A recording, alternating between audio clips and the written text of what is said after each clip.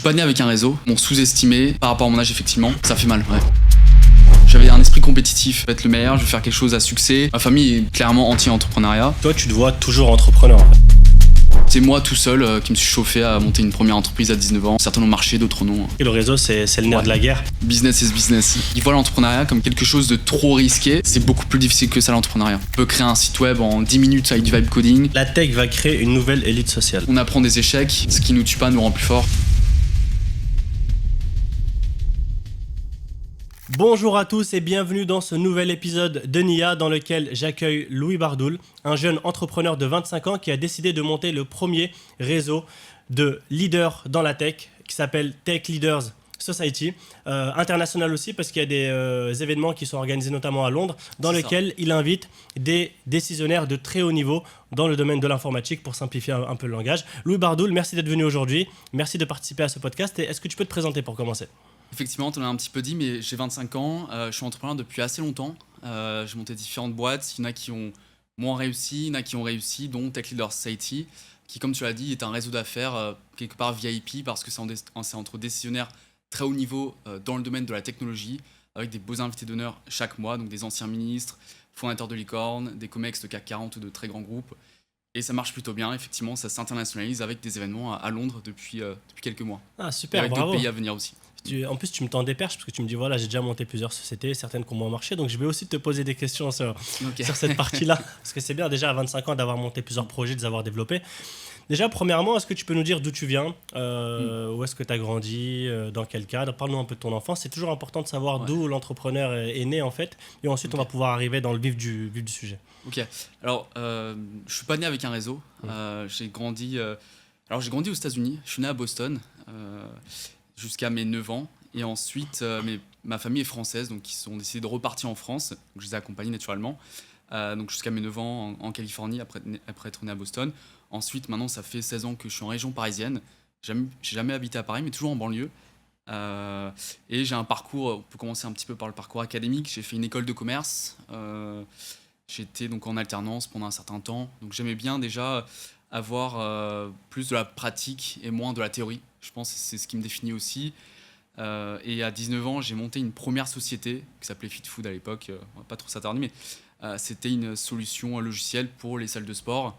Et en fait, qu'est-ce qui s'est passé quand j'avais 19 ans? Un an après, il y a eu le Covid, salle de sport ferme. Donc, voilà, j'ai connu un premier échec. J'en ai eu un deuxième aussi avec une boîte dans les solutions d'affichage innovants, hologramme, etc., qui s'appelait Stargate. Différentes sociétés qui ont moins marché. C'est mon parcours aussi entrepreneurial.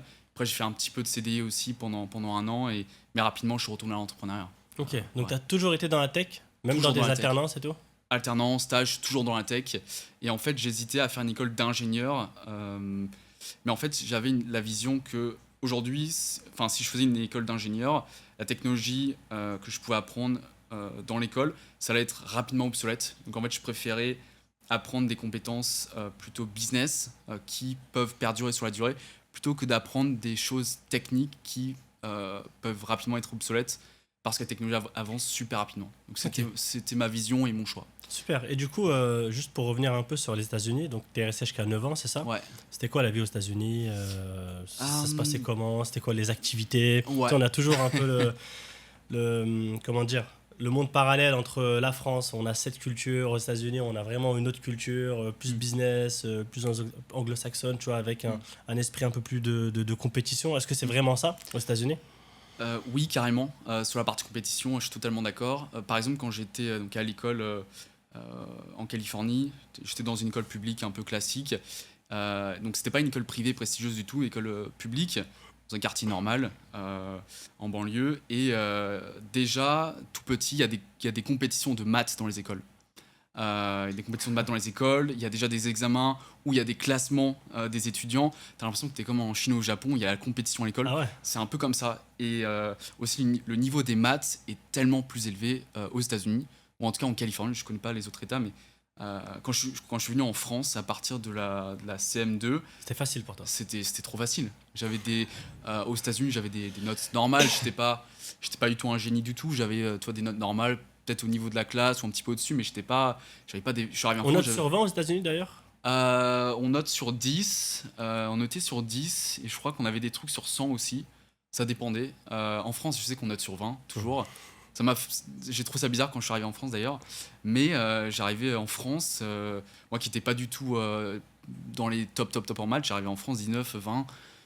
C'était beaucoup plus simple. Donc en fait, il y a un niveau d'écart en maths et dans d'autres matières aussi entre la France et les États-Unis. Ok, et dans le sport aussi, parce qu'on entend souvent Ouais, dans le sport, carrément. Tout le monde est investi.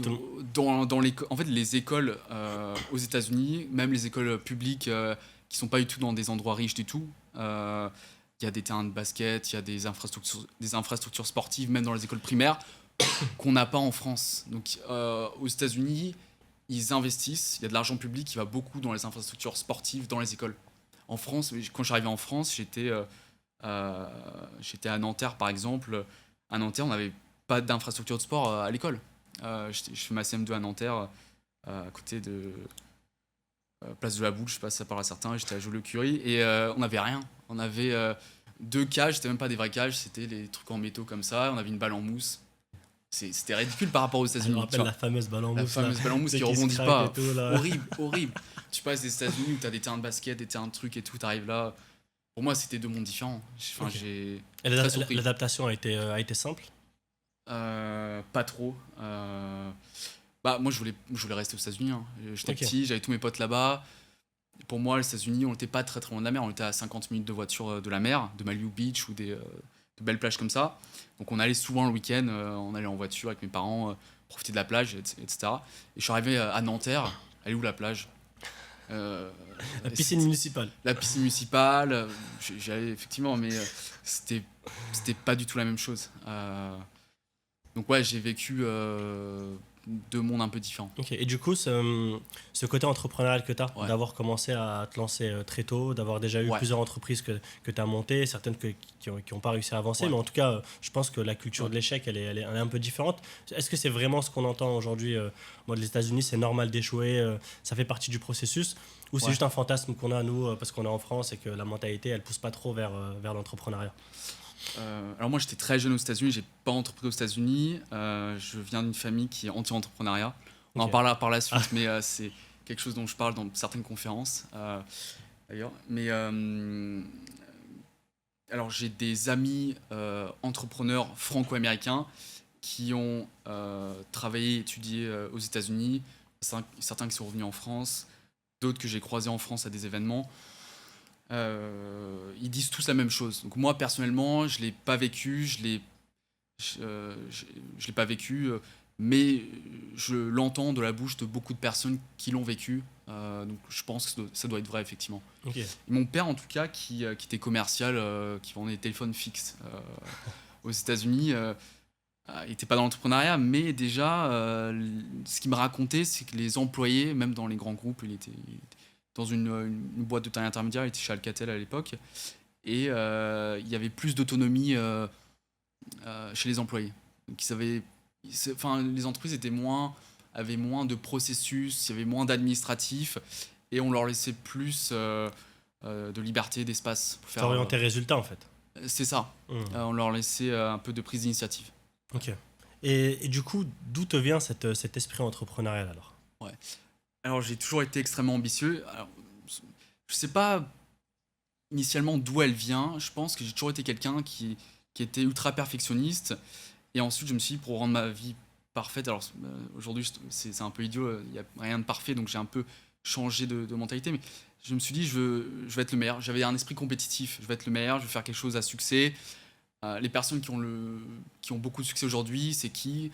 Petit, je voulais être acteur, je voulais être astronaute, ou je voulais être footballeur, parce que c'est les gens que je voyais le plus à la télé.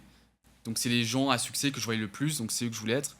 Et ensuite je me suis dit, tiens, je suis pas le meilleur au foot, je sais pas faire le métier d'acteur, je pense que j'aurais peut-être pas dans l'espace, parce que c'est quelques-uns qui sont choisis.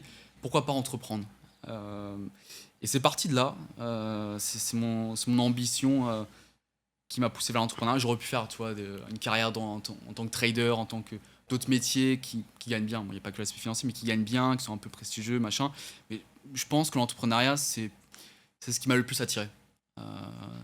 Et donc, c'est pas du tout mon entourage, c'est moi tout seul qui me suis chauffé à monter une première entreprise à 19 ans. Et c'est parti de là. Après, j'en ai enchaîné plusieurs. certains ont marché, d'autres non. Ok. Et comment tu vis tes échecs? C'est quoi un échec déjà? Un échec, alors ça va dépendre. L'échec, par exemple, dans l'entrepreneuriat, ça peut être ne pas réussir à trouver, comment dire, Ton marché? ton marché. Alors il y a certaines entreprises, par exemple comme OpenAI, Mistral, qui on dit qu'ils ont un grand succès, mais quand est-ce qu'ils seront rentables? Donc le succès d'une société, ça dépend en fait. Tu vois, Mistral, ils seront peut-être rentables dans 20 ans, ou peut-être qu'ils ne le seront jamais, Mistral. Mais pourtant, ils ont du succès. Donc ça va dépendre. Pour moi, à mon échelle à moi, je ne fais pas des levées de fonds à 1 milliard ou plusieurs milliards. Moi, ça va être d'avoir la rentabilité au bout de quelques années.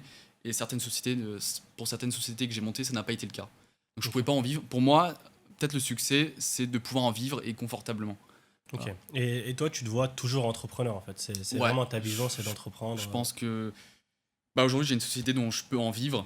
Donc je pense que je prendrai certainement plus de CDI de ma vie, je pense. Ouais. Ça m'intéresse moins, donc à moins que du jour au lendemain, ça marche plus pour une raison X ou Y inattendue et qu'il faut survivre financièrement, je serais un peu obligé. Mais je pense qu'aujourd'hui, j'ai la capacité aussi de faire des choses à mi-temps aussi. Enfin, je pense que j'aurais pas envie de reprendre un CDI. Aujourd'hui, ça marche, donc voilà. Ou je remonterai une boîte, tiens. Je lèverai des fonds pour me financer. Voilà. C'est les sacrés levées de fonds. Et du coup, est-ce qu'on t'a déjà ramené à ton âge? Tu dis que tu as commencé à 19 ans. Ouais. Est-ce que très souvent on te ramène à ton âge? Je pense qu'il y a certaines personnes qui m'ont pas porté beaucoup d'attention, qui m'ont sous-estimé par rapport à mon âge, effectivement. Je me souviens que plus jeune, j'avais été à certaines conférences d'entrepreneuriat et j'allais voir surtout les speakers, parce que c'était les personnes stars de la salle, des entrepreneurs souvent dans les conférences d'entrepreneuriat. Et en me voyant arriver jeune, je voulais leur serrer la main, je voulais leur prendre du temps et discuter avec eux. Il y en a certains qui me serraient pas la main. Alors, beaucoup de gens disent que les entrepreneurs, par nature, pour beaucoup d'entre eux, sont solidaires. Ils voient un jeune qui essaie d'entreprendre aussi, ils vont l'aider. C'est pas le cas de tous les entrepreneurs.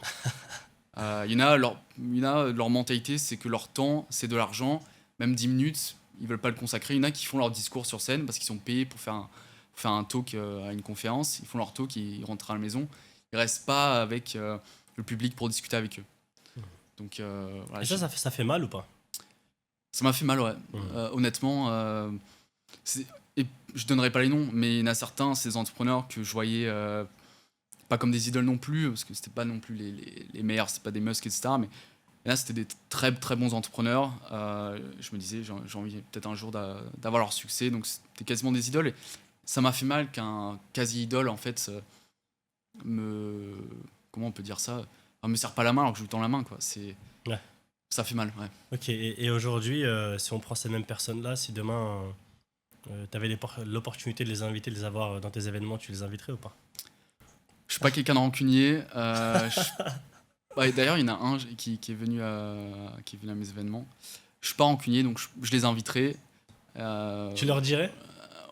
Je pense que je leur dirais. Je suis pas rancunier, mais je suis quelqu'un d'assez direct. J'ose dire les choses et je pense que je leur dirais, ouais. Et je pense qu'ils s'en souviennent parce que ils ont, je pense, pu voir la réaction sur mon visage parce que je l'avais assez mal pris, honnêtement, sur le moment, et ça s'est vu. Donc voilà. Il n'y a pas eu d'excuses, ils sont juste partis, ils m'ont snobé, quoi. Ok. Et aujourd'hui, du coup, Tech Leader Society, est-ce que tu peux nous en dire plus? Ça vient d'où? Ouais. Tu vois. Alors, j'aimais beaucoup donc les conférences, les prises de parole. Donc j'étais notamment dans un club d'éloquence, je faisais des compétitions d'éloquence, j'allais aussi à beaucoup de conférences, que ce soit sur l'entrepreneuriat, que ce soit sur la tech. J'allais à beaucoup de salons aussi. En fait, j'aimais bien rencontrer des gens, networker, j'aimais bien aussi parler. Et c'est comme ça que j'ai réuni tout ça. Et aussi, je commençais à me faire un réseau, n'empêche, parce que j'avais aucun mal à aller rencontrer des gens haut niveau. La plupart des gens, ils auraient peur d'aller parler. En fait, à Vivatech, tous les ans, tu as des ministres qui marchent dans les couloirs de Vivatech. Il y a des gardes du corps autour, mais souvent, tu peux aller approcher, et tout de même, c'est des gens de ce niveau-là.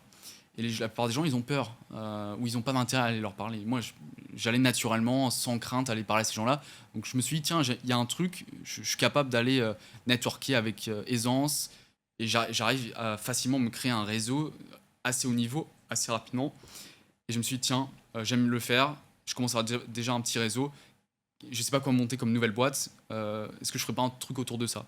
Et c'est parti là. Donc j'ai invité déjà aux toutes premières soirées, quinzaine d'execs ou de fondateurs de grosses boîtes. Et ensuite ça a grossi jusqu'à atteindre la taille où ça l'est aujourd'hui. Ok. Et c'est quoi la taille du coup d'aujourd'hui?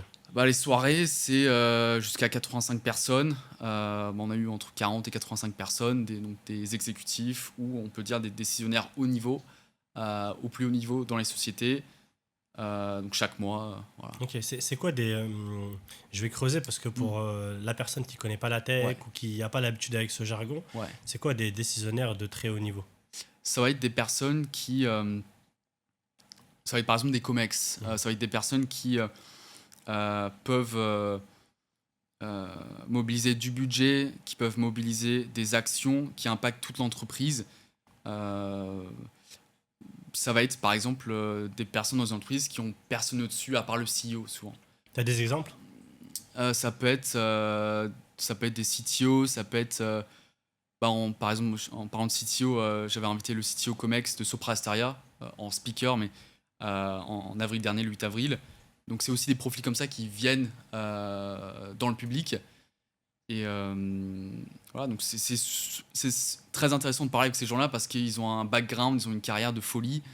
D'arriver à un tel niveau dans une entreprise aussi large, euh, souvent ils ont commencé en bas. Hein, comme, il y en a certains d'ailleurs, Comex de très grands groupes comme ça, qui ont commencé stagiaires dans la boîte et qui ont fait 30 rôles dans la même entreprise, qui tous les ans et demi changeaient de poste parce que c'était bon. Et parfois il y a des sacrés parcours. Ouais. Et il y a aussi des entrepreneurs également. Ouais. Et c'est quoi ton objectif quand tu organises ce type d'événement? Euh, alors moi, ça me permet d'avoir un gros réseau qui me sert pour beaucoup de choses. Il y a aussi cet effet boule de neige, c'est-à-dire que il y a des execs ou décisionnaires à très haut niveau de certaines entreprises qui viennent, ils adorent. Il y a leurs collègues qui viennent. Donc là, il y a beaucoup de bouche à oreille. Ça grossit. Donc moi, en termes de réseau, c'est monstrueux ce que ça m'apporte de ce côté-là. Ça m'apporte aussi financièrement. L'important, c'est quand même de pouvoir en vivre de son activité. Sinon, un jour ou l'autre, on ne peut plus continuer. Donc moi, j'en vis via des partenariats, des sponsoring. Voilà, un peu le business model classique dans l'événementiel. Ok, quand tu dis partenariat sponsoring, c'est qu'il y a des entreprises Ouais. qui viennent et qui vont sponsoriser l'événement. Donc, c'est quoi, t'affiches leur logo Ouais. Ok. Donc ça peut être tout type d'entreprise qui ont un intérêt, souvent quelque chose à vendre à des personnes qui sont dans la technologie. Donc souvent, ça va être des sociétés elles-mêmes dans la technologie qui veulent vendre à des CTO, CEO du Et ils viennent logiciel. présenter aussi leurs solutions Ils viennent pendant l'événement? présenter.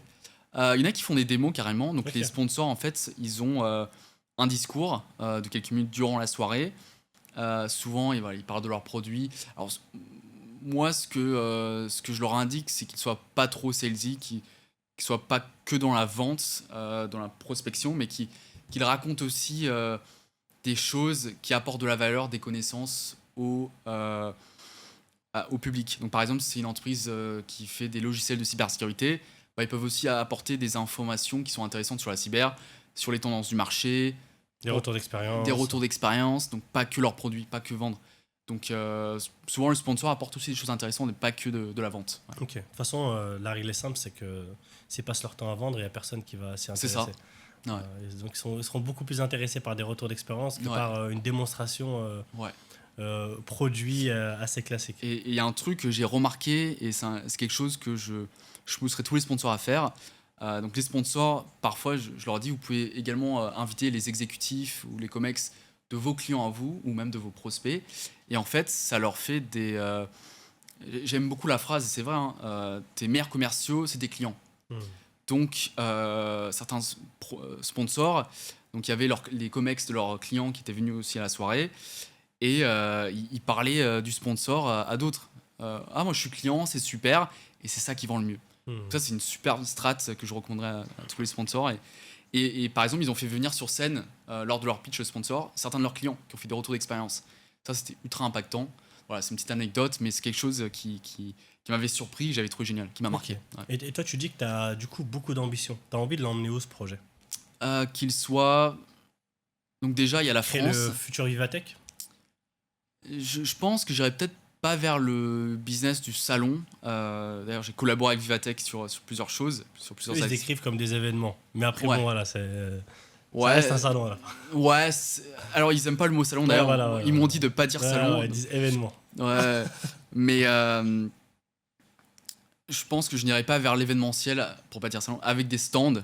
Je pense que j'irai pas vers ce type de business-là. Et en fait, moi, je pense que j'irai très loin avec Tech Leader Society. Et j'ai aussi un autre projet aussi à côté dans le logiciel. Mais aujourd'hui, mon activité principale, c'est comme Tech Leader Society, même s'il y en a d'autres qui sont en train de naître. Et en fait, quelle que soit l'activité que je ferai plus tard, le réseau, il fera exploser n'importe quel business que je montrerai. Mais Tech Leader Society lui-même, donc déjà France, il y a Londres qui existe depuis plusieurs soirées. L'objectif, moi je suis franco-américain, donc c'est aussi de faire des soirées aux États-Unis au plus vite. Donc je suis déjà en discussion avec pas mal de dirigeants là-bas et je commence à déjà créer le réseau à distance. J'anticipe. Donc je pense qu'il y aura des soirées sous peu. Je n'ai pas de date, mais effectivement. En fait, je vois ça vraiment comme la manière dont on parle. C'est vraiment une organisation qui permet à des décisionnaires de se connecter, d'avoir accès à certaines informations, à des entreprises de pouvoir contacter ces décisionnaires sans devoir les prospecter. Et toi, un véhicule pour toi pour avancer dans ta vie aussi, tu vois. Quand tu dis, voilà, c'est aussi comment tu peux te construire un réseau, le développer et avoir d'autres projets en parallèle demain. Et je pense que tu l'as compris, le réseau, c'est le nerf de la guerre.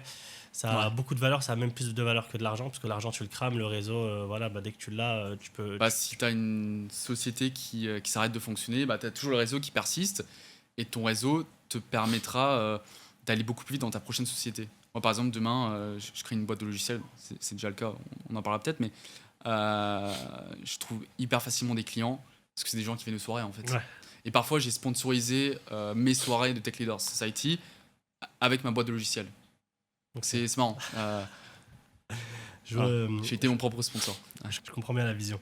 Là, du coup, ce qu'on va faire, c'est que je vais te présenter différents types de profils et tu vas nous dire est-ce que tu les invites à tes événements ou est-ce que tu les laisses à la porte. Ok. Simplement. Donc, pour chaque profil, l'objectif, c'est que tu dises ce qu'il apporte, le risque, et si ça suffit pas pour toi, pourquoi tu le laisses dehors. Ok. Bon, bien sûr, laisser dehors, on s'est compris. Ouais. Tu vois, c'est pas comme la personne qui te serre pas la main et tu dis... CTO de grand groupe très influent, mais froid et fermé. Moi, je l'invite quand même. J'invite quand même parce qu'il répond aux critères, donc je lui fermerai pas la porte. Froid et fermé ne veut pas dire désagréable. Donc, il parlera peut-être pas avec beaucoup de monde. Des personnes comme ça, alors moi, je remarque que dans mes événements, il y a des personnes qui... Surtout les personnes CTO un peu plus techniques, les DSI surtout. Les DSI ou les Chief Information Security Officer, donc les hauts responsables de la cyber, souvent ces mecs de base technique qui deviennent dirigeants, ils sont timides, ou plus que le reste. Mais il y a des gens qui le sont moins, des CEO, des Chief Sales Officers, qui eux vont vers ces personnes-là. Donc une personne froide, même si lui ne va pas vers les autres vont aller vers lui à la soirée. Ok. Il n'y a pas de souci. Fondateur IA de 20 ans, brillant mais encore inconnu. Ça répond pas aux critères. Cette personne-là, elle répond pas aux critères pour rentrer dans les soirées, mais c'est une personne que j'adorerais rencontrer autour d'un café. Ok. Ouais, et je le fais souvent d'ailleurs. Ok. Ouais. Investisseur connu, très connecté, mais qui monopolise la parole. Alors, investisseurs, j'en ai quelques-uns qui viennent parce qu'ils sont connus et ils sont aussi board members de très belles boîtes. Il y en a certains, ils sont board members de Mistral et autres, board members et investisseurs. Ceux-là, ils sont un peu dans les critères et ils viennent. Et tu m'as dit, donc l'autre partie, c'était... qui garde la parole tout le temps. Qui monopolise la parole. Si je vois qu'il est désagréable et que ce côté désagréable est senti par d'autres durant la soirée, il se peut que je sois moins enclin à le réinviter, Okay. Ouais, carrément. Commercial B2B extrêmement fort, mais venu surtout pour vendre. Non. En fait, les décisionnaires haut niveau qui viennent à mes soirées, ils viennent pas pour vendre, ils viennent pour récolter des informations stratégiques, pour networker si jamais un jour ils veulent changer d'entreprise, ou parfois pour créer des relations stratégiques avec d'autres comex, d'autres boîtes, pour des alliances, pour différentes choses. Voilà. Mais souvent pas pour vendre. Là, il y a quelques chief sales officers, il y en a quelques-uns, ou des chief business officers, ou des CEO qui ont un rôle un peu plus business commercial, mais souvent ils sont pas dans une approche prospective. Voilà. Ils racontent ce que font leur entreprise forcément, mais il n'y a pas de personne vraiment très commerciale. Un ingénieur génial, extrêmement bon, Ouais. mais incapable de pitcher clairement. Là, toutes ces questions, c'est est-ce que je les invite à mes soirées, c'est ça? Mmh. Ingénieur, en général, c'est pas décisionnaire au niveau, donc c'est pas les critères. Mais moi, j'aime beaucoup parler à des chercheurs qui sont hyper pointus, notamment sur des sujets comme le quantique, parce que ça me permet de comprendre où on sera demain. Ça me permet aussi de penser à des thèmes pour mes soirées. Encore une fois, c'est des gens, j'adorerais prendre un café avec eux, mais c'est pas la cible de mes soirées. Ouais. C'est bien parce qu'en tout cas, tu as une espèce de cahier des charges Ouais. très précis. Ok, c'est ce type de profil, dans ce type de boîte, Ouais. avec ce type de job, sinon ça rentre pas. En fait, c'est très simple. C'est ça. Les gens, il y a des anciens ministres qui viennent, il y a des députés, il y a des comex de grands groupes, des fondateurs de licorne ou des gros fondateurs, gros entrepreneurs. Ils viennent parce qu'à chaque fois qu'ils reviennent. Ils reviennent parce qu'à chaque fois qu'ils viennent, ils parlent à 6 personnes. Les 6 personnes, c'est du top. Et quelque part, j'ai carrément des amis entrepreneurs qui sont plus ou moins jeunes. Il y en a qui ont quand même 35 ans, qui ont des sociétés qui font quelques millions d'euros de chiffre d'affaires, mais qui répondent pas encore aux critères et qui me demandent de venir. Et même des amis, des fois, je leur dis non à certains amis. Je les adore, c'est des amis entrepreneurs, mais ils rentrent pas encore dans les critères. Et je suis assez strict, ouais, honnêtement. Et c'est ça qui fait que les gens ils reviennent. C'est pour ça que ça marche, parce que je suis quelque part exclusif et élitiste. Ça peut être perçu comme négatif de pas avoir de la mixité, etc. Mais c'est parce que j'ai moins de mixité en termes de hiérarchie d'entreprise que ça marche aussi bien. Donc certains voient ça comme négatif de pas mélanger, mais c'est le côté VIP qui fait que ça marche. Ouais. Ouais. Bah, du coup, le dernier, c'est bon, j'ai même pas besoin de le dire. Je sais qu'il va se faire recal. Ah ouais, c'est un étudiant. Voilà. Ah, je suis désolé. Un étudiant ambitieux dans la tech, et il a envie de se faire son réseau, il a envie de participer, d'apprendre et tout. Bah moi, pareil, lui, pareil, je sais pas, je prendrais peut-être un café avec lui, ou en tout cas, je ferais un appel visio avec lui et je l'aiderais. Surtout s'il a envie d'entreprendre encore plus, j'aurais envie de l'aider, ouais. Parce que je suis passé par là, donc ouais. Ok. Non, c'est cool parce que ça permet au moins de... Je trouve que c'est très structuré. Ouais. Voilà. Et c'est ça qui permet de faire avancer un projet. Même les amis, tu leur dis non, écoute. Il y en a tous les mois, il y en a plusieurs. Ouais. Ils verront peut-être la vidéo. Je suis désolé, hein, mais business is business. Non, c'est cool. Là, ce qu'on va faire, je vais te montrer des vidéos, des extraits de vidéos. Et l'objectif, c'est que tu me dises qu'est-ce qui marche dans cet extrait. Qu'est-ce qui est surcoté ou trop maîtrisé. Pourquoi les gens s'en souviennent. Qu'est-ce que tu pourrais reprendre, toi, pour Tech Leader Society? Et pour toi, est-ce que vaut mieux contrôler un événement ou laisser toujours une part d'imprévu? We're introducing 3 revolutionary products of this class. Alors, je suis dans le milieu de l'événementiel, du coup, je le sais. Parfois, il y a des personnes qui sont au premier rang et au dernier rang à l'arrière, qui sont là exprès pour applaudir, pour faire applaudir le reste du public. Parfois, tu as des fausses personnes dans le public qui applaudissent, qui sont de mèche, qui applaudissent, ça fait applaudir tout le reste pour qu'il y ait des gros applaudissements. Ça, c'est fait exprès. Même, je pense que sans les faux applaudisseurs, il y aurait quand même de l'applaudissement de ce niveau-là, parce que voilà, c'était déjà ultra trendy et voilà, c'était déjà génial. Mais tout le monde le sait, dans l'événementiel, il y a toujours un petit peu de ça. Et il est très fort parce qu'il laisse des blancs. Et donc, il laisse les gens applaudir et réagir. Il y a beaucoup d'émotions. Voilà. Tu vois, c'est pas des slides techniques, le produit techniquement, il fait ça, non. C'est simple, efficace. Et aussi, ce qui fait que les gens sont waouh, c'est parce que c'est innovant, c'est disruptif. Ouais. Est-ce que toi, ça serait un des objectifs d'inviter un gars comme Steve Jobs, par exemple? J'adorerais. J'adorerais. T'as déjà essayé de contacter un Elon Musk, un Bill Gates? T'as déjà testé? Qui est-ce que j'ai essayé de contacter? Xavier Niel, c'est possible. Enfin, j'ai discuté avec son équipe. En fait, il est en train de créer lui-même un réseau d'affaires. Donc, on m'a dit que, en fait, on était compétiteurs quelque part.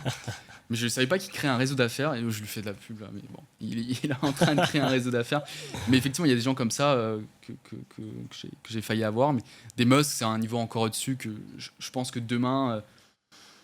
Ce sera pas demain, ce sera peut-être dans le futur. Et c'est l'objectif. C'est l'objectif. Ouais. Oh my fucking god. Well, maybe that was a little too hard.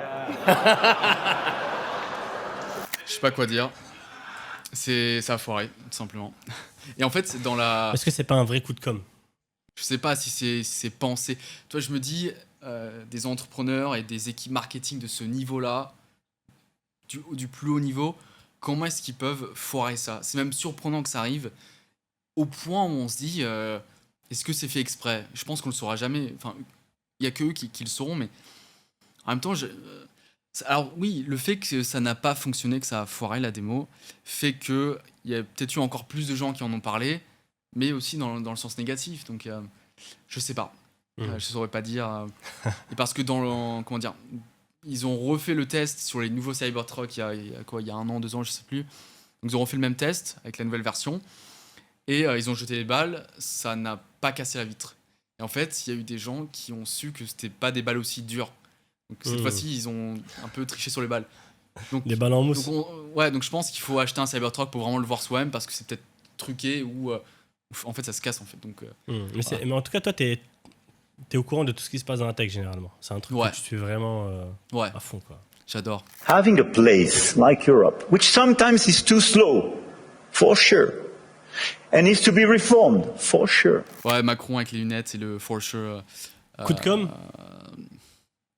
Bah forcément, c'est pas laissé au hasard. C'est pas laissé au hasard. Tout ça, c'était choisi. Moi, je trouve que c'est. Alors, il y a des gens qui ont critiqué en disant c'est pas sérieux. On veut un président qui soit ultra corporate, qui soit pas dans le fun comme ça, parce que là, on peut dire que quelque part, c'est un petit peu dans le fun. Il a ses lunettes un peu à la Top Gun, lunettes d'aviateur. Tu vois, il aurait pu mettre des lunettes un peu plus sobres. Pas des lunettes d'aviateur qui font un peu star comme ça, à la Tom Cruise. Donc il a fait exprès. Moi je trouve que c'est pas négatif. Il reste, malgré qu'il fait une répétition du for sure avec un côté un peu comique, ça reste comment dire, des propos, malgré la façon dont c'est dit, ça reste des propos qui eux-mêmes sont sérieux. Moi je trouve qu'il n'y a pas de négatif en fait. Moi je trouve que c'est un bon coup marketing. D'ailleurs, tout le monde en a parlé, donc c'est que ça a marché. Non, moi, je trouve que positif, ouais. Et d'ailleurs, ces lunettes, apparemment, sont pas véritablement françaises. Ah. J'ai vu une vidéo, ouais. Il avait dit qu'elles étaient françaises. Ah non, elles sont pas. Ouais, je laisse les gens faire leur recherche, mais c'est marrant. Europe has now awakened to the importance of these AI factories, the importance of the AI infrastructure. Vivatech, c'est très fort ce qu'ils font. C'est le salon tech au monde où il y a le plus de visiteurs. Je crois que c'est pas le plus grand en termes d'espace, c'est le CES à Las Vegas qui est le plus grand en termes d'espace. Mais en termes de nombre de visiteurs, c'est le premier. Et apparemment, cette année, l'espace sera encore plus grand. Apparemment, cette année, ça va être une édition vraiment encore au-dessus. Parce que c'est pour les 10 ans, je crois. Je sais plus, mais ça va être une sacrée édition cette année. Plus que d'autres encore. Ok. Donc, cette année. Je sais pas quels sont les thèmes. Qu'est-ce qui fait la différence pour toi chez Vivatech? Alors, certains disent c'est trop grand public, mais en fait, c'est pas grand public en fin de compte parce que je trouve que c'est bien découpé. Toi, t'as le village quantique, t'as le village IA. En vrai, t'as tous les acteurs importants. Pour quelqu'un qui vraiment est ultra niche, ultra spécialisé, par exemple, s'il est ultra spécialisé dans la cybersécurité, peut-être sur un gros salon cyber, il aura plus de cyber qu'à Vivatech qui est plus large. Mais pour beaucoup de gens, il y a aussi. Alors, ce qui fait la différence aussi à Vivatech, c'est qu'il y a aussi un côté plaisir que j'ai retrouvé nulle part ailleurs dans tous les autres salons. En fait, là-bas, tout est waouh. T'as du show. En fait, tu ressors de là, t'as pris une claque, quoi. Ouais.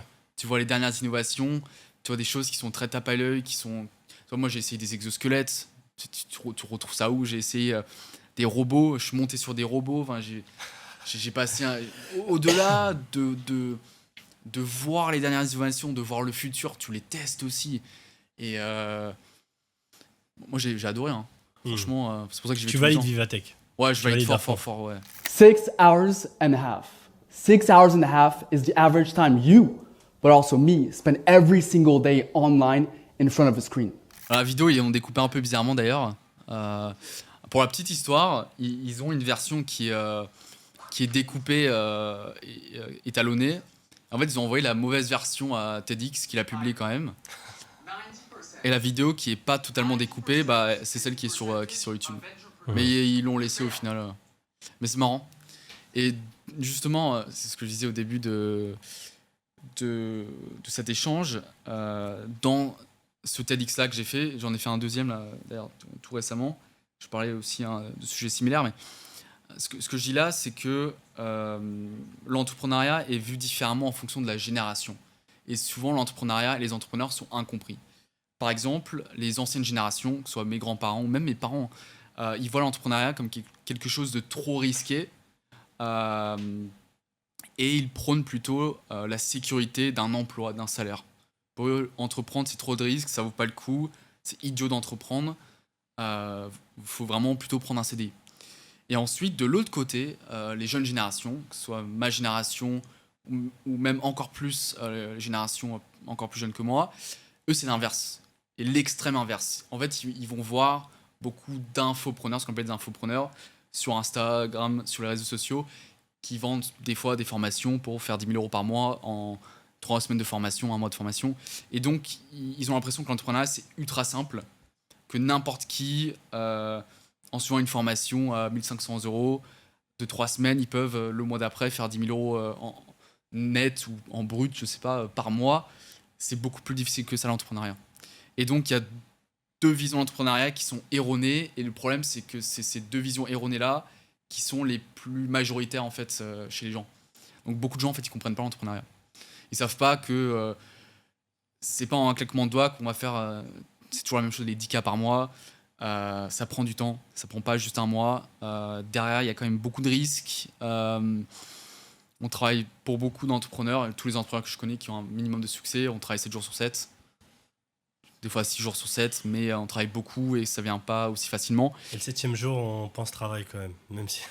Ouais. Tu travailles 6 jours sur 7. On regarde quand même les... Moi, le 7e jour, des fois, quand je prends un jour, je fais une sortie avec des potes, même le 7e jour, ton cerveau, il est connecté. Je regarde quand même mes mails entre deux. Voilà. Donc, c'est l'idée que je défends et je raconte justement que ma famille, qui est du coup un petit peu de l'ancienne génération, pour eux, c'était idiot que j'entreprenne. Ma famille est clairement anti-entrepreneuriat. Je n'ai pas de honte à le dire. Là, ils ont vu le TEDx, ils verront certainement ce podcast. Ils sont anti-entrepreneuriat. Et depuis que j'ai un certain succès, je ne suis pas non plus Bill Gates, mais depuis que je peux en vivre de mon activité, ils changent un petit peu d'avis. Donc voilà, donc je pense que beaucoup d'entrepreneurs...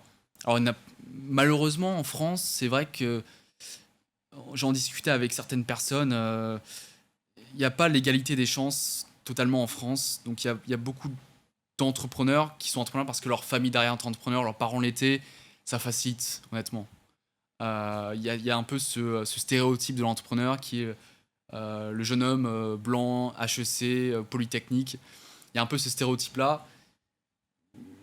Ça existe un petit peu, mais pas tant que ça. Mais ouais, je pense que il faut que les gens comprennent l'entrepreneuriat et que ce soit encore plus démocratisé. Voilà. On ne l'apprend pas à l'école déjà. On l'apprend pas à l'école et je trouve ça, je trouve pas ça normal. Parce qu'en fait, l'entrepreneuriat. L'école n'a pas été faite pour ça. L'école a des partenariats. L'école a des partenariats avec des entreprises et souvent l'école a des partenariats avec des grosses entreprises qui doivent remplir des jobs.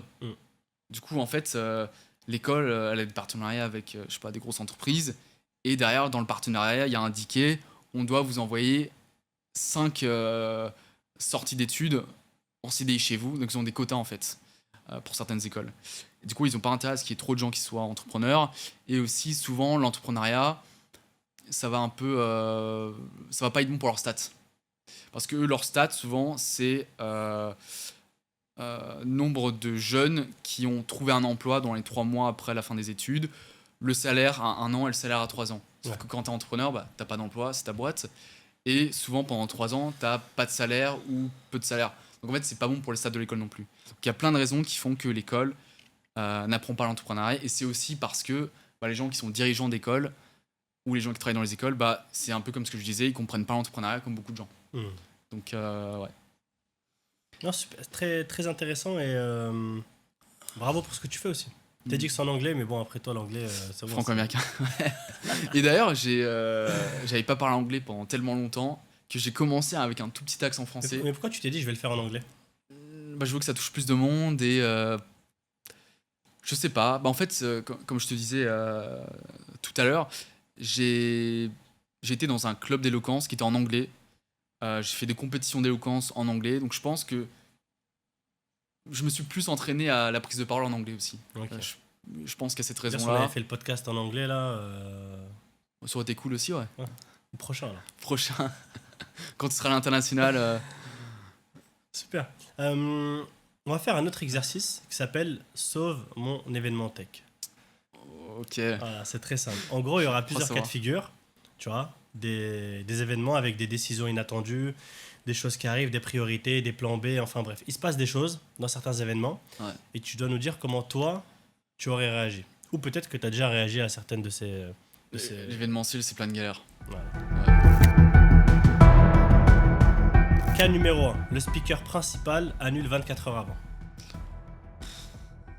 Là, il n'y a rien à faire. En tout cas, les speakers que moi j'ai courent pas les rues. C'est souvent des anciens ministres, des fondateurs de licorne. Comme avec ce grand groupe, ça se trouve pas en 24 heures, ça se trouve même pas en 1 mois, ça se trouve en minimum 3 mois. Donc c'est mort. Donc il n'y a pas de speaker, le sponsor il est pas content, le sponsor il va demander un remboursement et je perds un chiffre d'affaires. Ça m'est arrivé. Ah ouais, et j'ai réussi à trouver un autre super speaker derrière parce que c'est quelqu'un avec qui j'étais proche et j'ai eu la chance qu'il soit là et je le remercie. Sinon le sponsor il m'aurait demandé d'avoir un remboursement. C'est dans le contrat en fait dans... Ouais. Ok. Ouais. Donc ça se chiffre combien un événement pour un sponsor, ça va être autour de 5 000 €. Ok. Et il y en a plusieurs souvent, ouais. D'accord. En moyenne, combien de sponsors du coup? Il y en a 1 et 3 en fonction d'événements. Ok. T'as plusieurs catégories de sponsoring? Ou ça une seule? Il y a souvent ce prix-là unique qui comprend tous les trucs classiques d'un sponsoring, le discours, la visibilité sur les communications, sur les affiches, etc. Et les pubs, les pseudo-pubs, les mentions dans la mailing list. Et après, souvent, c'est dégressif. Il y a certains sponsors. Moi, ce que j'aime bien, c'est travailler sur le long terme avec des sponsors. Parce que si eux, ils ont des cibles qui sont X ou Y, je vais focuser les prochaines soirées là-dessus. Je vais avoir des speakers qui sont vraiment là-dessus. Et souvent, il y en a certains qui prennent 3-4 soirées. D'autres, là, prochainement, d'ailleurs, qui vont prendre 5 soirées. Donc, voilà. Super. Et c'est dégressif, du coup, forcément, en fonction, comme tout. Plus tu prends en quantité, plus les prix sont intéressants. D'accord. Voilà. Cas numéro 2. Ouais. La salle est belle, les invités sont là, mais personne ne se parle. Ça m'est jamais arrivé. Mais si ça se passe, je pense que je prendrai le micro, je ferai pas des blagues, mais je sais pas. Là, il y a pas grand chose à faire là. Je pense que je prendrai le micro et je dirais un truc pour réchauffer l'atmosphère, je ferai une blague, je sais pas. Mais moi j'aime bien mettre un petit peu d'humour dans les événements de différentes manières, mais voilà. Je pense que si ton événement il est réussi, il est agréable, t'as les bonnes personnes, si t'as tous les bons ingrédients, il n'y a pas de raison que les gens ils se parlent pas entre eux. Donc c'est qu'il y a eu quelque chose qui a pas marché pour que ça se passe comme ça. Le sponsor veut transformer la soirée en publicité géante. Ça m'est un petit peu arrivé quand tu leur dis vous avez une prise de parole de 10 minutes et que ça se transforme en 20 minutes et que je leur fais comme ça pour qu'ils coupent et qu'ils coupent pas et que je dois leur prendre le micro des mains. J'ai vécu des situations qui étaient pas sympas. Publicité géante, il y en a certains qui sont ramenés avec 4 kakimonos, pourquoi pas. Mais et en fait, ce qui s'est passé d'ailleurs à un de ces événements-là, enfin, il y en a eu très peu, je crois qu'il y en a eu 2 comme ça où vraiment les sponsors ils ont abusé. C'est vrai qu'ils payent, ils essaient d'avoir un maximum pour leur argent, mais des fois c'est trop. C'est trop. Déjà que honnêtement, sur le marché, j'ai un prix qui est compétitif, où tu peux pas non plus ramener 4-5 kimonos. Et en fait, il y en a un, tellement il avait pris toute la place dans l'événement. Il y a des gens qui sont venus à l'événement qui, le lendemain, quand ils ont fait des posts LinkedIn sur la soirée en disant merci aux organisateurs de la soirée, c'était une super soirée, ils ont organisé l'événement organisé par le nom du sponsor. Ouais. Carrément, ils ont pensé que l'événement, c'était l'événement du sponsor. Donc c'est lunaire, tu vois. Et du coup, je perds de la visibilité, je perds, comment on peut dire ça, de la gloire sur l'événement. Et bah, c'est pas bon. Faut que les gens, quand même, ils aient en tête que c'est mon événement, c'est moi qui l'organise. Et des fois, ça leur échappe s'il y a trop de place pris par le sponsor. Mais ouais. J'en ai un dernier. Tous les ingrédients sont là, sauf qu'il n'y a pas assez de participants. Ouais, ça m'est arrivé une fois ou 2, ouais. Il se passe quoi là? Il y a une fois où mon adresse mail n'a pas bien fonctionné. Les gens en fait ne reçoivent pas les invitations. Donc le sponsor, je lui ai dit clairement, j'ai un problème de mail, le mail il marche pas, le provider du mail, le support il me règle pas le problème, donc les gens ils reçoivent pas les invitations pour l'instant. Donc là, cette fois-là, j'ai dit au sponsor, bah écoute, s'il y a en dessous d'un certain nombre de personnes, bah écoute, je te fais une deuxième soirée à prix cassé, on s'arrange comme ça, je suis désolé. Donc il y a une fois où je savais d'avance que le mail qui marchait pas, donc il y a moins d'invitations, les gens ils seraient moins nombreux. Et après il y a une autre fois où orage, tempête, et j'avais fait pendant il y a cette fois-là où il y avait orage, tempête, grêle, etc. compagnie, donc il y a eu moins de gens, c'est un peu compliqué.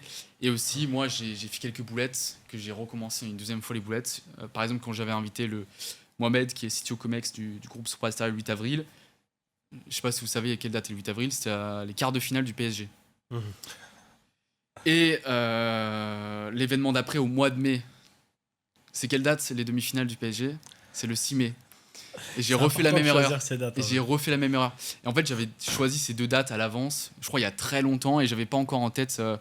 Je sais pas si à l'époque où j'avais sélectionné les dates avec les speakers et le locataire de la salle, s'il y avait déjà les dates en ligne des matchs du PSG. Mais j'ai vraiment pas eu de chance. Quart de finale du PSG, mois d'après demi-finale du PSG. Là, ça va, ce mois-ci, il n'y a pas de la finale du PSG le 30 mai. Mais ouais. Ah si, le 30 mai. Non, mais j'ai pas mis le 30 mai. C'est bon. Donc ça va. Qui est demain, c'est ça. Ouais. PSG, Arsenal. PSG. Bah, PSG est grand favori. Après, le PSG nous font des frayeurs tout le temps. Donc, je sais pas. Moi, j'aime bien le PSG, mais on a souvent des frayeurs. Ouais, tout le temps, ouais. Mais là, je les sens bien, là. Ouais. Je les sens bien. Bon. On verra. On fait confiance à Luis Enrique. Autre partie, bullshit, futur proche ou dans 100 ans. En gros, c'est simple. L'objectif, c'est que je vais te présenter plusieurs cartes. Ouais. Dans ces cartes, je vais t'expliquer des choses qui soit vont probablement arriver, selon toi, soit pour toi c'est du bullshit, ça arrivera jamais, soit ça va arriver un jour, mais bon, encore dans longtemps. Et comme toi dans la tech, t'es quand même en veille sur la tech. C'est que ça. T'auras ton regard dessus. L'IA remplacera une grande partie des commerciaux B2B. Dans un avenir très lointain. Très très lointain, mais ça arrivera. L'IA remplacera tout. Ce sera peut-être dans 100 ans ou 150 ans, mais ça arrivera. Même les métiers qui sont les plus humains, comme l'événementiel physique, non, parce que par nature, s'il n'y a pas de physique, il n'y a pas d'événement, mais les commerciaux, je pense qu'au bout d'un moment, ce sera comme du trading, ça va acheter au merto, donc il y aura un marché automatisé. Alors il y a l'aspect confiance, alors, il y aura toujours des commerciaux B2B sur des choses un peu critiques, tu vois, sur de l'achat d'armement ou les marchés publics, etc. Il y aura toujours, mais sur certains types de produits, d'offres, même en B2B, ce sera des bots qui achèteront au meilleur prix sur le marché de façon automatisée. Ouais, c'est ma vision. Okay. Demain, on aura des événements de robots par des robots pour des robots.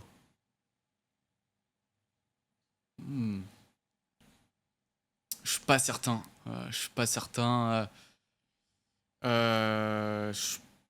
à moins que les robots, dans un futur lointain, ils aient une conscience et qu'ils ont envie de faire une fête ensemble, de se faire une soirée ensemble. Apparemment, c'est possible. Apparemment, ce n'est plus de la science-fiction, c'est potentiellement possible. Donc. Mais là, je sais pas du tout. Parce que si c'est le cas, ce sera dans un futur. Même les 2 prochaines générations ne le verront peut-être pas. Donc je sais pas. Ouais. Des agents IA organiseront des événements entiers. Ah oui, c'est déjà quasiment le cas. Il y a des entreprises qui sont totalement créées par l'IA et des agents IA. Donc pourquoi pas une entreprise d'événementiel. Donc oui, c'est déjà le cas un petit peu, ouais. Okay. Ça existe. Un jeune de 20 ans peut créer un réseau plus puissant qu'une grande école.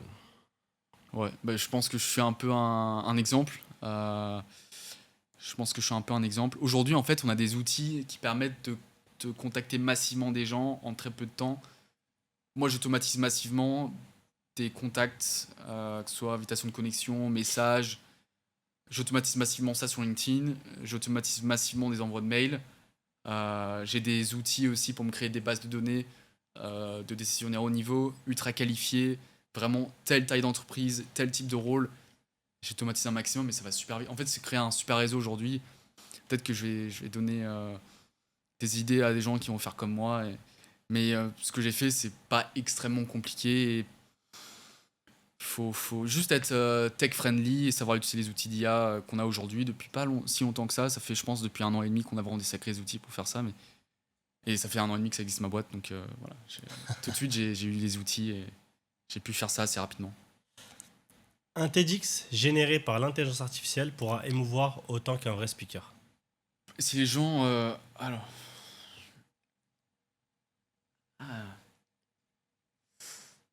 moi, c'est vrai que j'ai vu des films courts ou des vidéos faites par IA qui étaient assez qualitatives et qui m'ont franchement transmis de l'émotion par la beauté du visuel fait par IA, par aussi le scénario qui parfois n'était pas non plus... Le scénario, c'est le prompt, mais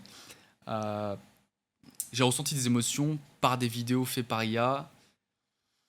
Alors un TEDx, souvent, le concept du TEDx, c'est d'avoir un ultra expert connu. Donc si c'est par une IA, je sais pas. Je pense que le TEDx, de par le format et la nature du concept, ça perdra un petit peu en valeur et en émotion, du coup, peut-être, si c'est de l'IA. Et je pense qu'on aura des films entiers faits par IA qui seront meilleurs que certains des meilleurs films faits par l'humain. Et dans l'avenir, pour parler de prospective et ce qu'on aura dans le futur, en fait, toi et moi, demain, on créera nos propres films. On fera un prompt. Tiens, ce soir, je regarde un truc sur l'Égypte ancienne avec Mbappé comme acteur dans le film. Tu promptes ça et t'as ton film personnalisé en fonction de ce que tu veux. J'ai essayé de commencer à créer des films. C'est ça. N'importe qui pourrait... Ça coûte un peu d'argent au début, on va dire. Ouais, je consomme des tokens, mais... C'est ça. Bon, ça coûte peut-être 20 balles de te faire ton propre film, mais je pense que le coût des tokens ça a déjà... Ça a déjà vachement diminué. Mais tu vois, par exemple, imaginons... je sors un petit peu de la question, mais un petit truc marrant auquel moi j'ai imaginé, j'ai commencé à le faire un petit peu aussi, et comme beaucoup de gens, c'est de créer des films courts ou des images par IA avec mon visage à moi. Demain, on pourra créer des films où nous-mêmes, on joue dans le film qu'on a créé. Donc on se voit en tant que personnage principal. Je pense que ça nous fait ressentir plus, parce qu'on se voit dans le film. Voilà, je pense que c'est un truc qui va arriver, et que les gens adorent déjà faire. Donc, voilà. Dernière, la tech va créer une nouvelle élite sociale. Carrément. En fait, je pense que il y a beaucoup de gens qui disent que l'IA, j'ai entendu ça quelque part, je sais pas pourquoi ces personnes-là ont eu cette idée et dit ça. Certains disent que l'IA va créer encore plus d'inégalités. Moi, je pense qu'en fait, l'IA permet d'avoir un accès facile pour tous à l'éducation, aux outils. Tu vois, maintenant, entreprendre, c'est quelque part plus facile que jamais en termes de démarrage. On a des outils qui coûtent pas cher pour massivement contacter prospects, partenaires qui on veut. On peut créer un site web en 10 minutes avec du vibe coding. En fait, ça donne un accès facile à l'entrepreneuriat à tous. Et donc, je pense que ça va réduire les inégalités parce que ça va donner des outils à tous, à pas cher, pour créer ce que les gens veulent. Je pense que ça va réduire les inégalités. Donc, c'est une bonne chose.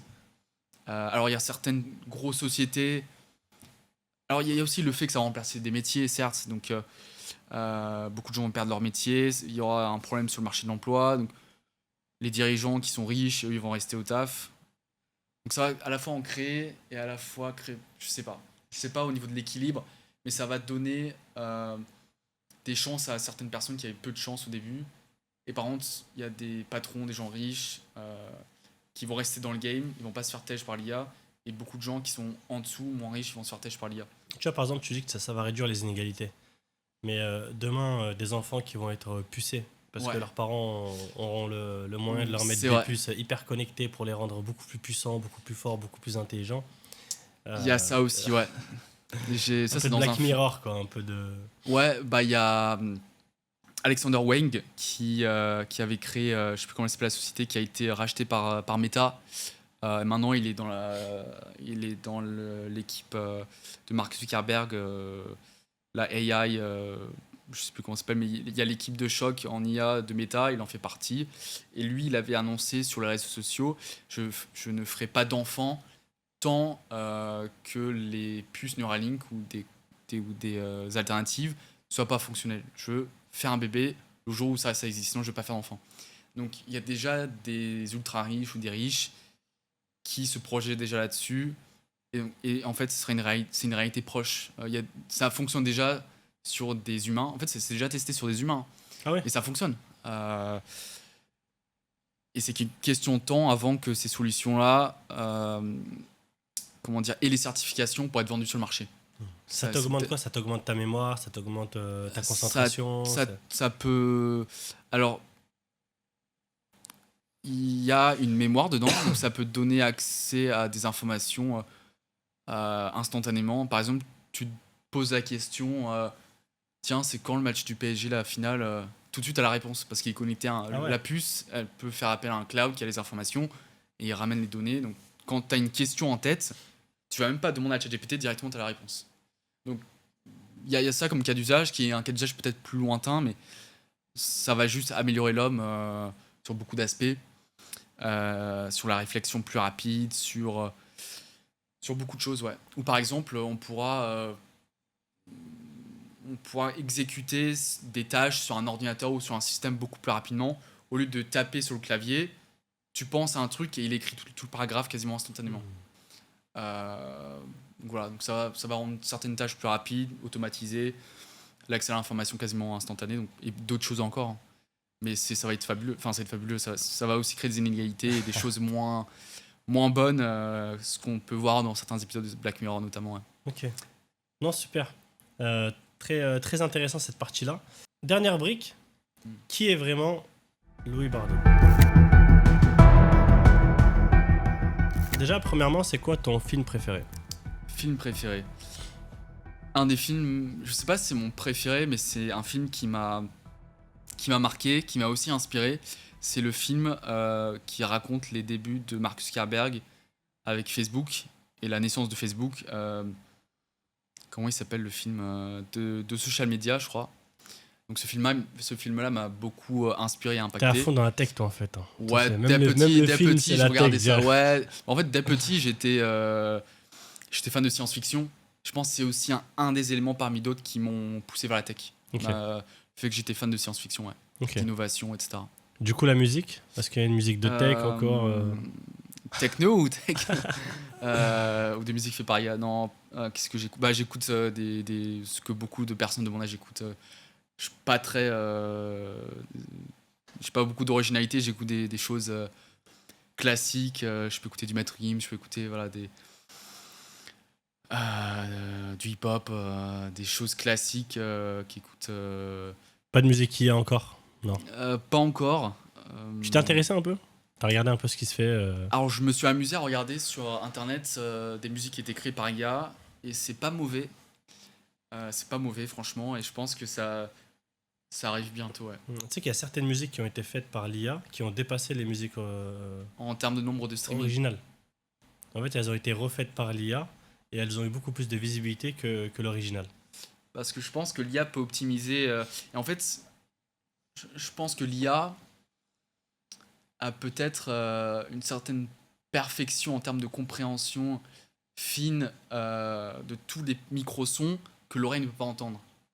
Je sais pas comment l'expliquer, mais je pense que l'oreille humaine est imparfaite. Il y a des micro-sons qu'on n'entend pas, qui pourtant notre inconscient entend, et qui impactent quand même à quel point on a apprécié la musique ou non. Et je pense que l'IA capte tous ces micro-sons parce que c'est des micro-sons qui sont chiffrés, hein, qui sont écrits, qui sont sous forme de données. Donc je pense qu'elle peut aider dans le perfectionnement de musique, capter des micro-sons, ajouter des micro-sons, des micro-sonorités qui rendent la musique meilleure, que l'oreille humaine ne peut pas comprendre. Et voilà. Je pense que ça va beaucoup apporter à la musique positivement. Ok. Pour les artistes, pareil, ça va enlever ça va rendre le marché de la musique et le marché des artistes plus compliqué parce que tout le monde pourra créer de la musique. Donc quand tout le monde pourra créer de la musique, il y aura beaucoup plus d'artistes musicaux, IA. C'est comme aujourd'hui, le marché des créateurs de contenu sur les réseaux sociaux, il est compliqué parce qu'aujourd'hui, tout le monde a accès aux réseaux sociaux, tout le monde peut publier du contenu. Il y a une compétition qui est féroce. Ce sera pareil pour la musique maintenant. Il n'y a pas que les rappeurs connus qui feront de la musique, qui feront des vues et du streaming, qui pourront en vivre, tout le monde pourra. Une personne que tu rêves d'avoir à un événement tech. Le numéro 1, tiens. Personne numéro 1 que tu rêverais d'avoir. Tu devais en choisir qu'une seule. Là. Ça, c'est ton dernier événement. Tu dis, j'ai une baguette magique et cette personne-là, je peux l'avoir. Il y a une personne que je voulais absolument par le passé. C'était mon rêve, entre guillemets. Il y a des choses que j'ai moins appréciées récemment de cette personne-là. C'était Elon Musk. Sur des plans peut-être un petit peu politiques ou quoi, mais de base c'était Elon Musk. Je pense qu'en restant sur le purement professionnel, c'est Elon Musk. Personne n'a réussi à faire ce qu'il a fait dans l'histoire en fait. C'est le numéro 1 de l'histoire, donc de tous les temps. C'est l'être humain avec la plus grande valorisation de l'histoire en termes d'assets, de valorisation. Et c'est la personne qui peut-être a créé le plus de disruption. Tu vois, les voitures électriques, c'est lui. Les puces dans le cerveau, c'est lui. L'IA, il y a beaucoup lui quand même. GPT, je crois qu'il a contribué à la création d'OpenAI, ouais, je crois. Avant c'est ça, il était au board d'OpenAI. Donc toutes les grandes innovations, c'est toujours lui. L'IA, c'est lui. Le spatial, c'est lui. Les voitures électriques, donc la mobilité, c'est lui. Et pas que les voitures électriques. Maintenant, il a travaillé sur un projet qui s'appelle, je crois que c'est Hyperloop, avec ce qu'il appelle The Boring Company, c'est une de ses entreprises. Donc un sorte de tunnel qui relie des grandes distances avec du point A au point B quasiment en instantané.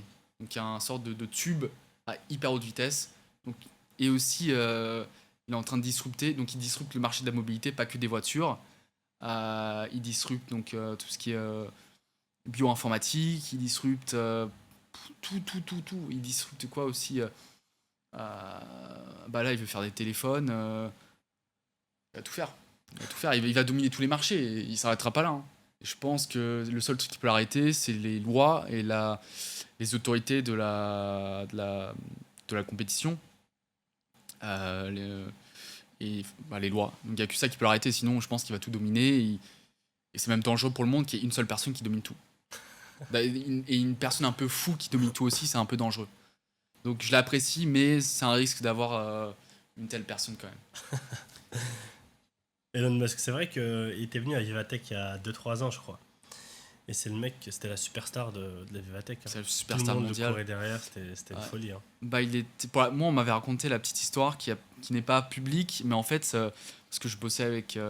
j'étais ambassadeur de Vivatech aussi l'année dernière, l'année d'avant, et j'ai un peu collaboré avec eux. Et des gens de Publicis aussi, j'ai un peu collaboré. Et en fait, ils m'ont raconté une petite anecdote. Je pense qu'on peut la raconter, même si c'est pas un truc public. Musk, il a dit soit Publicis et Vivatech, ou le groupe Les Échos, enfin tous les organisateurs le groupe qui organise Vivatech, soit vous m'organisez un rendez-vous avec Bernard Arnault, un dîner ou quoi, soit je viens pas. Il avait quelques conditions pour venir à Vivatech. Il fallait qu'il vienne pour ça, plus d'autres trucs. Son déplacement, ça lui coûte du temps, faut qu'il optimise. Et Et ouais, j'avais cette petite anecdote-là. Et après, l'année d'après, il était en visioconférence. Et ça a quand même rempli le Grand Dôme, même en visio, quoi. Donc c'est à quel point c'est une superstar. Même le plus grand salon tech au monde doit répondre à toutes ces conditions pour l'avoir.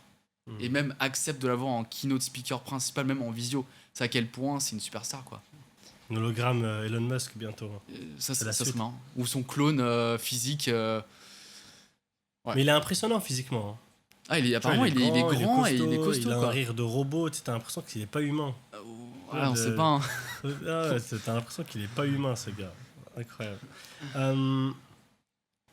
L'application indispensable pour toi dans ton téléphone, ce serait laquelle? LinkedIn, ouais. Je passe des heures par jour sur LinkedIn. En fait, moi, je suis quelqu'un un peu différent de ma génération. Ma génération à moi, moins, mais je vois des gens dans ma famille, je vois mes neveux, mes nièces passent leur temps sur TikTok. Passer moins de temps là-dessus, aller sur un réseau social où il y a peut-être des choses un peu plus qui peuvent vous informer, et où il y a du contenu intelligent qui peut vous servir, comme LinkedIn. Donc moi, je pousse, par exemple, des gens de ma famille jeunes de passer plutôt à LinkedIn et moins sur TikTok. Mais ouais, LinkedIn, grand fan, grands utilisateurs. Et c'est mon outil principal pour le business, ouais. Ok. Bon, super.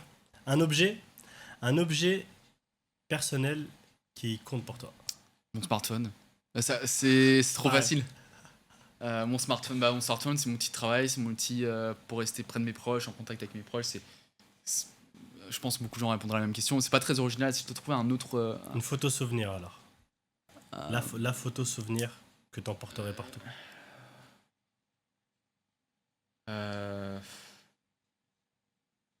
Photo de moi et ma mère ou photo de moi et ma copine. Ouais, je pense que c'est deux personnes qui très proches, ouais. Donc, ouais. Le Louis de 18 ans, est-ce qu'il serait fier de quoi aujourd'hui plutôt? Le Louis de 18 ans serait fier de quoi aujourd'hui?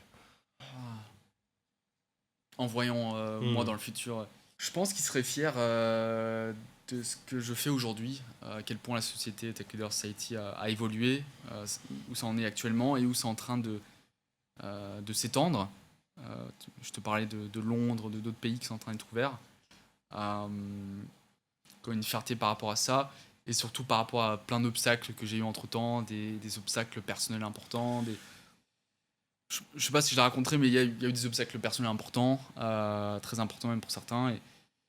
Et je pense que je sais pas si j'allais continuer malgré cet obstacle-là. Et j'ai pas lâché, et je suis content de là où je suis. Ouais. Ok, donc je peux Ouais. pas le partager, c'est ça? C'est assez... Des trucs assez perso, ouais, mais des trucs pas faciles. Et tu vois, j'ai quand même continué. Et je pense que la fierté, elle vient non seulement du résultat final, mais elle vient beaucoup aussi du fait chemin. que j'ai du chemin. Je pense qu'il faut être parfois même plus fier du chemin. Et parfois, pour un même résultat, ça a été beaucoup plus difficile pour certains que pour d'autres. Et donc, il faut aussi être fier du chemin. Et d'avoir traversé des obstacles. Et en fait, ça forge. Moi, je pense que demain, j'ai des galères avec mon entreprise. Dans ma tête, je serais probablement en mode ça c'est rien, ça. J'ai vécu 10 fois pire. Ça forge, donc c'était difficile, mais je pense que c'est comme on apprend des échecs. Ce qui nous tue pas nous rend plus fort. Moi, je crois en ça. On trimballe des blessures ou des cicatrices et des choses pas faciles, mais voilà, la vie est comme ça et parfois ça forge ou ça aide à être plus résistant. Merci beaucoup Louis, merci d'être venu aujourd'hui. Merci à toi.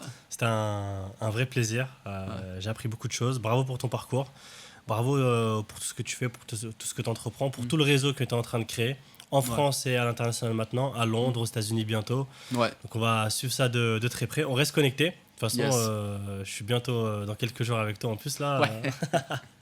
Donc on reste connectés, merci d'être venu, c'était un vrai plaisir. Suivez Louis sur LinkedIn principalement du coup, LinkedIn, parce que c'est ouais. sur LinkedIn, Ouais. moi je vais le dire en américain, LinkedIn, yeah. Sur LinkedIn, n'oubliez pas de liker, de commenter, de repartager autour de vous. On vous met tous les réseaux sociaux de Louis dessus et puis merci à toi. Merci à toi surtout. Ouais.